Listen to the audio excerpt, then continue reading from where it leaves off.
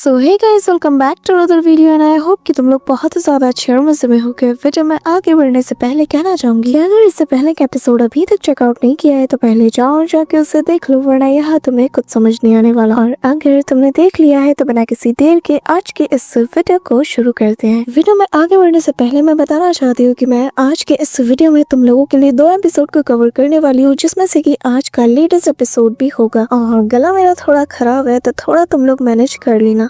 जैसा कि हमने लास्ट एपिसोड में देखा था, जहाँ पर शीमू और तियान हाउ दोनों का आमना सामना हो जाता है। तियान हाउ यहाँ पे शीमू को चैलेंज करता है और वो भी बैटल एरिना में आ जाता है। इस दौरान मिस सॉन्ग को वो फैमिली का एल्डर सन देख लेता है और मन में कहता है कि आखिर ये यहाँ पे क्या कर रही है। और अब आकी हमारे इस एपिसोड के स्टार्टिंग में हम देखते हैं कि शीमू और तियान हुआ एक दूसरे के आमने सामने होते हैं। शीमू यहाँ पर अपने सनमन स्वॉर्ड को थामे था, वहीं दूसरी तरफ तियान हुआ अपने ब्लेजिंग स्वॉर्ड को लेते हुए एक दूसरे पे हमला कर देते हैं, जिसके चलते यहाँ पर एक बहुत बड़ा एक्सप्लोजन होता है। वहीं दूसरी तरफ हम वो हुआ को देखते हैं जो कि शीमू के चाल ढाल को देखकर कहने लगता है कि ये वही इंसान है जिसने कि उस दिन शादी वाले दिन मिसेस जोंग को किडनैप किया था। अब ये सुनकर जियांग किनियो को सबक सिखाने जाता है, लेकिन वो हुआ उसे रोक देता है। जिसके बाद ये लोग हर एक इंसिडेंट को रिकॉल करते हैं कि कैसे युन हुआ ने उस दिन यहाँ पे वो हुआ को रोका था, जिसके चलते वो किडनैपर्स कामयाब हो गए थे। और अब इन दोनों को सारे सबूत मिल चुके थे, तो ये शीमू को रंगे हाथ पकड़ने के लिए आगे बढ़ते हैं। इस दौरान शीमू और तियान हुआ दोनों बहुत ही अच्छी फाइट कर रहे थे। यहाँ पर शीमू तो उसके स्पेयर के अटैक को लिटरली अपनी बॉडी हार्डनिंग टेक्निक की मदद से रोक लेता है, जो देखकर यहाँ पे वो हुआ का फादर मन ही मन कहने लगता है कि अगर मेरे बेटे का सामने इससे हो गया तो उसका हारना तो तय है। लेकिन वहीं दूसरी तरफ तियान हाउ को शीमू के साथ फाइट करते हुए काफी ज्यादा मजा आता है और वो कहता है कि अब मैं तुम्हें वांग फैमिली की ब्लड लाइन अवेकन की पावर का नमूना दिखाता हूँ, जो कि किसी फायर लोटस जैसा दिख रहा था। इस दौरान शीमू भी अपने विंड स्लैश के 6th फॉर्म को एक्टिवेट करता है और जो कि सीधा जाकर तियान हाउ के अटैक से टकराता है, जिसके चलते यहाँ पर इनके इम्पैक्ट को देखते साथ ही सारे एल्डर्स दंग रह जाते हैं। और यहाँ पर वूटांग को तो मनी मन काफी ज्यादा गुस्सा आ रहा था, क्योंकि ऐसे तो जिन फैमिली जीत जाएगी और उनका फैंगजेंट सिटी में दबदबा बढ़ जाएगा। इसी दौरान उसकी नजर उसके बेटे पे जाती है, जो कि बैटल अरीना के आसपास घूम रहा था, जो देखकर वो समझ जाता है कि कोई तो बात है। तो अब वो यहाँ पर कोई बहाना बनाकर उसके पीछे जाना शुरू कर देता है। इस दौरान शीमू और तियान हाउ के बीच में बहुत ही तगड़ी वाली बैटल चल रही थी और अब शीमू को भी इस बैटल में मजा आ रहा था। इस दौरान हम देखते हैं कि मिसेस जोंग जो है वो शीमू के लिए प्रे कर रही थी, लेकिन तभी यहाँ पर वो हुआ और जुआन ये दोनों आ जाते हैं और आते साथ ही यहाँ पर इन हुआन से कहने लगते हैं कि लगता है कि तुम्हारी दोस्त को यहाँ पर काफी ज्यादा नीस फील हो रहा है, तो क्यों ना पवेलियन में चल के रेस्ट किया जाए। यहाँ पे इन हुआन उसे मना कर देती है कि तभी ये लोग जबरदस्ती करने लगते हैं, जिसके चलते यहाँ पर ये लोग यहाँ से इनका हाथ छटक कर जाने लगते हैं। पर तभी पीछे से वो हुआ यहाँ पे मिस जोंग को आवाज देता है, तो वो उसके बात पे रिस्पॉन्स करती है और तभी वो पकड़ी जाती है। और यहाँ पे वो हुआ कहने लगता है कि अच्छा तो तुम वही हो, तुम उस दिन शीमू के साथ भाग गई और तुम्हारे चलते हमारी वो फैमिली पर कितना बड़ा दाग लग चुका है, अब तो तुम्हें इसकी भरपाई करनी होगी। अब यहाँ पर ये कहते हुए वो उसके वेल को जैसे ही हटाने वाला था कि तभी यहाँ पर इन हुआन आते साथ ही उसके हाथ पे अटैक करती है और यहाँ पे सभी के सामने हंगामा खड़ा करते हुए कहती है कि आखिर तुम मेरी दोस्त को एक सर्वेंट की तरह ट्रीट कैसे कर सकते हो। अब यहाँ पे हम देखते हैं कि सभी का ध्यान इन पे जाता है, जिसके चलते वो हुआ को और गुस्सा आता है और तभी इन हुआन कहने लगती है कि अगर हमारे एंसेस्टर को पता चला ना कि तुम मुझे यहाँ पे बुली कर रहे हो तो तुम्हें वो छोड़ेगा नहीं। अब लेकिन यहाँ पर वो हुआ तो अपनी स्वॉर्ड निकाल लेता है, जो देखकर यहाँ पे जुआन आते साथ ही युन का हाथ पकड़ते हुए यहाँ पर उससे कहता है कि देखो चाहे जो हो जाए तुम इस पे ऐसे तलवार नहीं तान सकते, क्योंकि हमारा एंसेस्टर फिर तुम्हें छोड़ेगा नहीं, बेहतर है उस लड़की को लेकर यहाँ से निकल जाओ। अब यहाँ पे हम देखते हैं कि वो पकड़ता है मिस जोंग का हाथ और यहाँ से जाने लगता है कि तभी युन हुआन चिल्लाते हुए शीमू और तियान हाउ के कान में खबर पहुंचा देती है। बस फिर क्या, यहाँ पे हम देखते हैं कि जैसे ही शीमू और तियान हाउ देखते हैं कि एक तरफ तो युन हुआन के साथ जुआन जबरदस्ती कर रहा है, वहीं दूसरी तरफ जो वो हुआ है वो मिस जोंग को जबरदस्ती यहाँ से दूर ले जा रहा है। तो अब शीमू सीधा जाकर अपनी प्लेट्स को यहाँ पे वो हुआ के गले की तरफ तानता है और कहने लगता है कि उसका हाथ छोड़ दे। वहीं दूसरी तरफ तियान हाउ सीधा जाकर युन हुआन के सामने आके खड़ा हो जाता है और जुआन से कहने लगता है कि खबरदार जो तुमने एक कदम आगे बढ़ाया। अब यहाँ पे तियान हाउ जो कि वांग फैमिली से बिलोंग करता है, उसकी एंट्री से माहौल और गर्मा जाता है। अभी ये देखते साथ ही वो हुआ कहता है कि आखिर तुम्हारी वांग फैमिली हमारे पर्सनल मैटर में कब से दखल देने लगी। कि तभी शीमू कहने लगता है कि मैं बस इतना चाहता हूँ कि तुम मेरी बहन की दोस्त को यहाँ से जाने दो, उसके साथ तुम ऐसा नहीं कर सकते।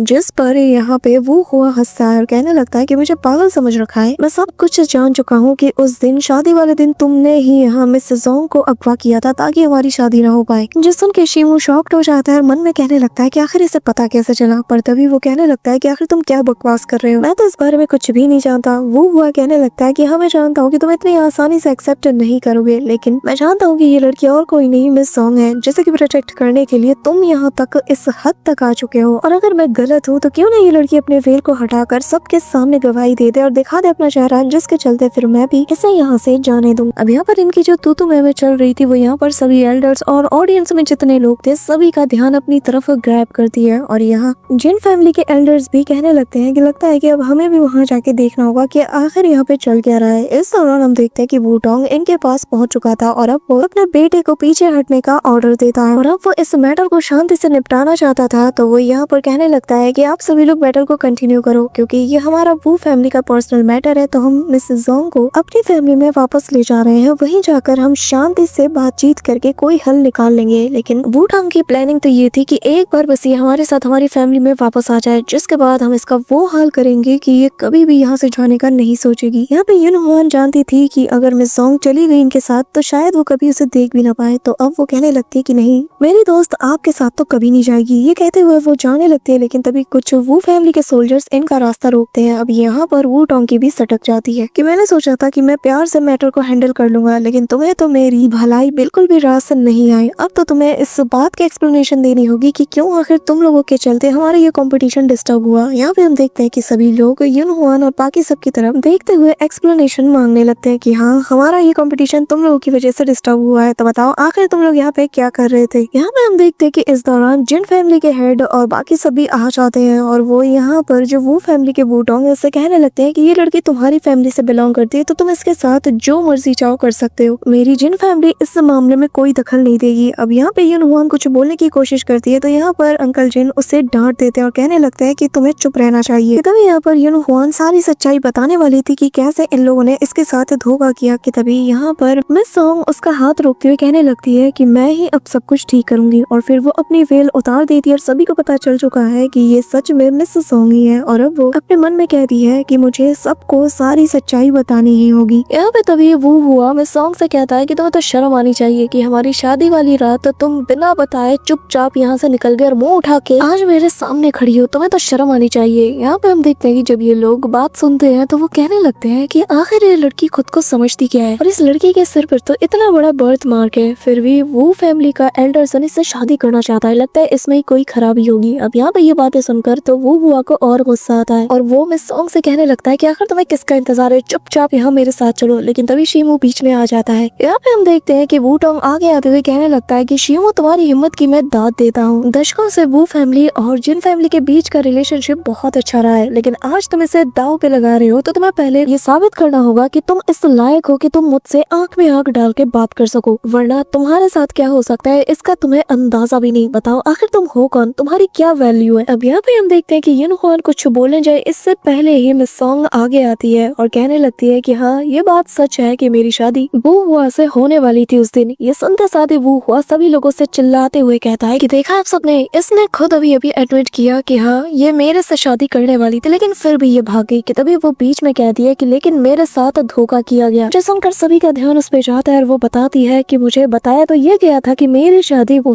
फैमिली के एल्डेस्ट सन से होने वाली है, लेकिन फिर तुमने खुद ही मेरे साथ एंगेजमेंट तोड़ दी और मुझे धोखे में रखा और मेरी शादी वो शन के साथ फिक्स कर दी, जिसका मुझे खबर तक नहीं था। अब यहाँ पर ये सुनते साथ ही सभी लोग उसके बारे में बात कर रहे थे कि क्या, लेकिन इनविटेशन कार्ड में तो वो शन ही लिखा था, तो आखिर इसमें गलत क्या है। कि तभी कुछ लोग कहते हैं कि पर वो शन आखिर इस लड़की को डिजर्व कैसे कर सकता है, वो तो एक ऐसा लड़का है जैसे कि ढंग से बोलना तक नहीं आता, वो तो एक नंबर का पागल है। यहाँ पर सभी लोग इसी बारे में बात कर रहे थे कि तभी यहाँ पर वो हुआ को काफी गुस्सा आता है, वो कहने लगता है कि तुम और मेरे लायक। कि तभी बीच में मिस सॉन्ग कहते हैं कि हाँ, मैं जोंग शियू भले ही लॉर्ड वू के बिल्कुल भी लायक ना हूँ, लेकिन पहले भरोसा आप लोगों ने तोड़ा था, पहले आप लोगों ने मेरे साथ चीट किया, तो मेरे पास भी पूरा हक है कि मैं इस मैरिज एग्रीमेंट को तोड़कर अपनी लाइफ अपनी मर्जी से जीऊं। यहाँ पर ये सुनते साथ ही वो हुआ कहता है कि तुम होती कौन हो ये डिसाइड करने वाली। कि तभी शीमू आता है और कहने लगता है कि जब अगर आपको हक है कि आप अपने फैमिली को लीड करते हुए कोई फैसला ले सकते हो, तो फिर वो अपनी क्लैन के इकलौते इंसान है, तो वो अपनी फैमिली को लीड क्यों नहीं कर सकती और क्यों फैसला नहीं कर सकती। कि तभी यहाँ पर वो हुआ कहने लगता है कि आखिर तुम होते कौन हो मुझसे जवाब मांगने वाले। जिस पर जुआन कहता है कि हाँ, आखिर ये शीमू होता कौन है। कि तभी तियाना कहता है कि पर सही और गलत का फर्क तो हमें करना ही होगा। यहाँ पे वूटोंग आगे आते हुए कहने लगता है कि वो हुआ तुम पीछे रहो, और अब वो यहाँ पर अपनी चिकनी चुपड़ी बातें करना शुरू कर देता है और मिस सॉन्ग से कहता है कि तुम्हारा फादर जोंग विंग मेरा बहुत अच्छा दोस्त था, उसने तुम्हारी जिम्मेदारी मुझे दी, इसलिए मैंने तुम्हारा ख्याल रखा। बताओ क्या मैंने तुम्हारे साथ कभी भी गलत बिहेव किया या मैंने तुम्हारा ख्याल नहीं रखा? अब यहाँ पे वो चुप हो जाती है और वो कहने लगता है कि मैं जानता हूँ कि शादी के हवाले से तुम्हें कोई गलतफहमी हुई है, जिसे कि मैं घर जाके तुम्हें एक्सप्लेन कर सकता हूँ। यहाँ पर काफी सारे लोग हैं, तो यहाँ पर सीन क्रिएट करने की जरूरत नहीं, क्योंकि इससे हमारी रेपुटेशन डैमेज होगी। यहाँ पे हम देखते हैं कि सभी लोग मिस सॉन्ग के बारे में बात कर रहे थे कि यार ऐसे इतने अच्छे से ट्रीट किया गया, देखो तो कैसे बेशर्मी के साथ खड़ी है, सच में इसमें कोई कमी होगी। यहाँ पे शिमू और यूनहोन उससे कहने लगते हैं कि अगर तुम यहाँ पे रुकना चाहती हो तो तुम रुक सकती हो, अगर जाना चाहती हो तो जा सकती हो, लेकिन हाँ एक बात याद रखना, फैसला तुम्हारा होगा। अगर तुम जाना चाहती हो तो तुम्हें मैं नहीं रोक सकता, लेकिन अगर तुम यहाँ रुकना चाहती हो तो मैं शिमू वादा करता हूँ कि मैं तुम्हें सही सलामत यहाँ से निकाल के रहूंगा। इस दौरान मिस सॉन्ग आगे बढ़ती है, जो देखकर यूनहोन और जो शिमू है दोनों शॉक रह जाते हैं और फिर वो आगे बढ़ती हुई कहने लगती है कि अंकल वूटोंग, मुझे बस ये जानना है कि जब मैं वहाँ चली जाऊंगी तो मेरी शादी किससे होगी? क्या आप वापस से मेरी शादी वूशुन से कराएंगे या फिर वो हुआ से, जैसा कि आपने वादा किया था? यहाँ पे ये सुनकर सभी लोग वापस से इनकी चर्चा करते हैं कि तभी यहाँ पर वो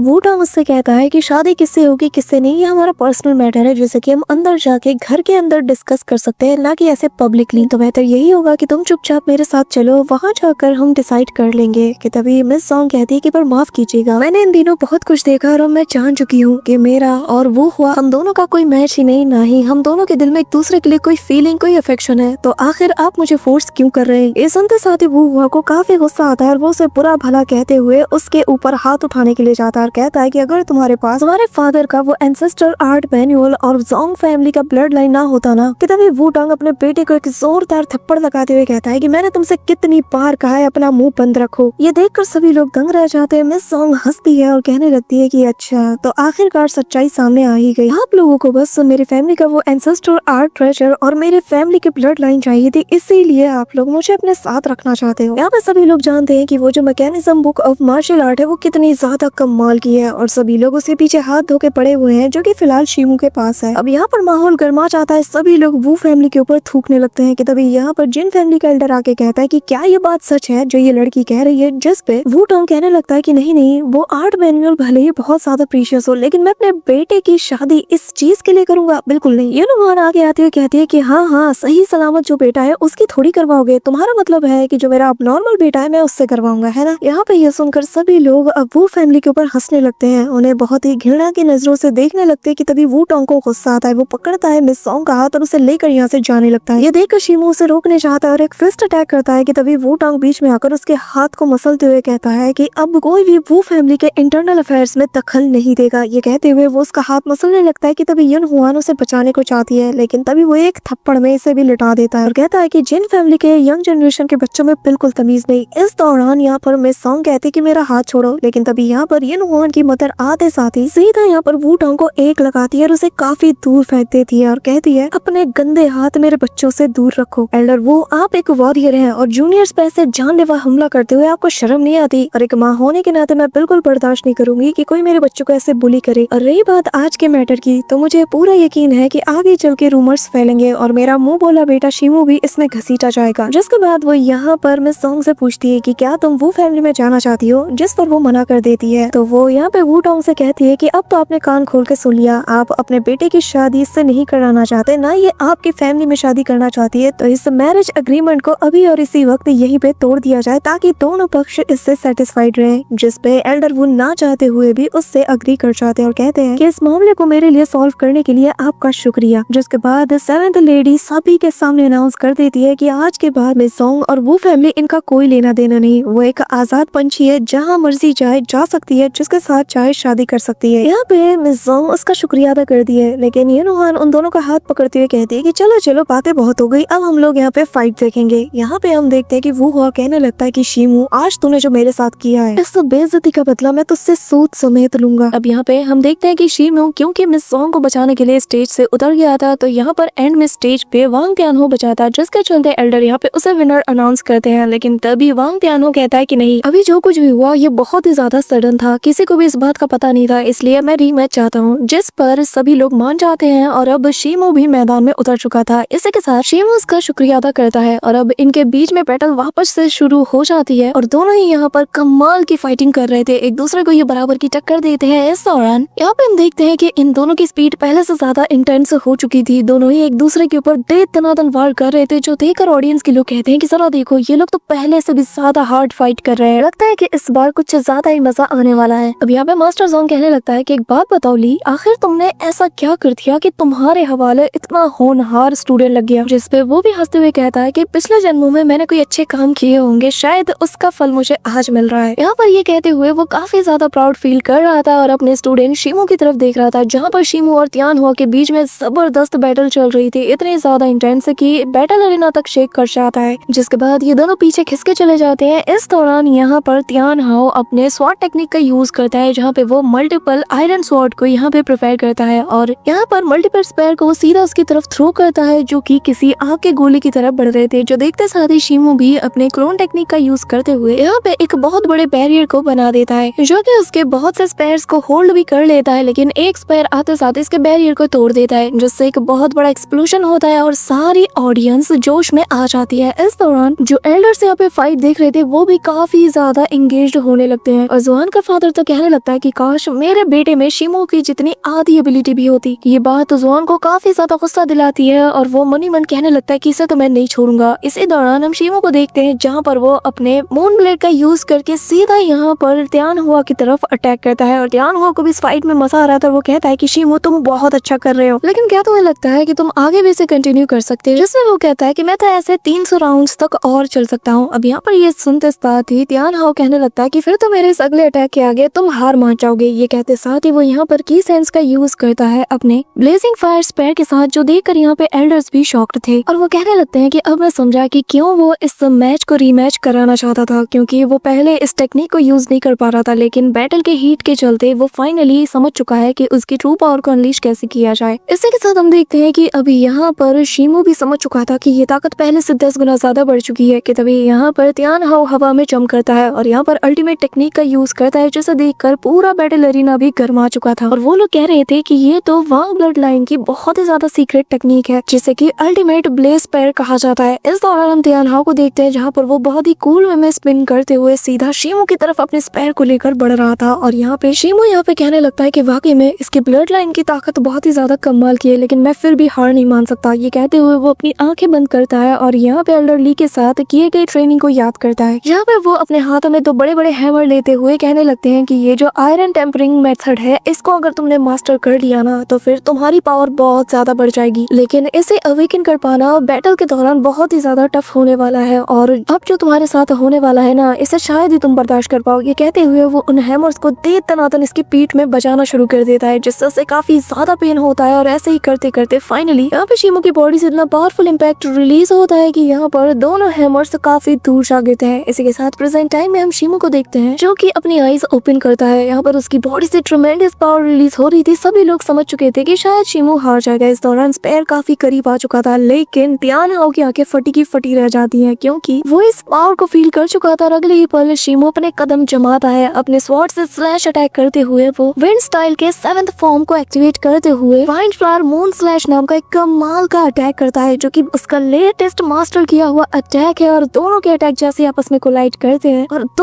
और यहाँ पर बहुत ही पावरफुल इम्पैक्ट रिलीज होता है। सभी की आंखें इन्हीं पे ठहर जाती है और अगले ही पल दोनों एक दूसरे को क्रॉस करके खड़े हो जाते हैं। शीमू उसकी तरफ देख के स्माइल करता है और त्यान हाओ कहने लगता है कि तुम्हारी ब्लेड बहुत ही ज्यादा शार्प है और अगले ही पल उसके चेस्ट में स्लैश अटैक पड़ चुका था कि तभी यहाँ पे एल्डर शू आकर उसे हील कर देते हैं और वो बताने लगते हैं कि त्यान हाओ, तुमने आज के परफॉर्मेंस से मुझे बहुत ज्यादा इम्प्रेस कर दिया है। तुम वांग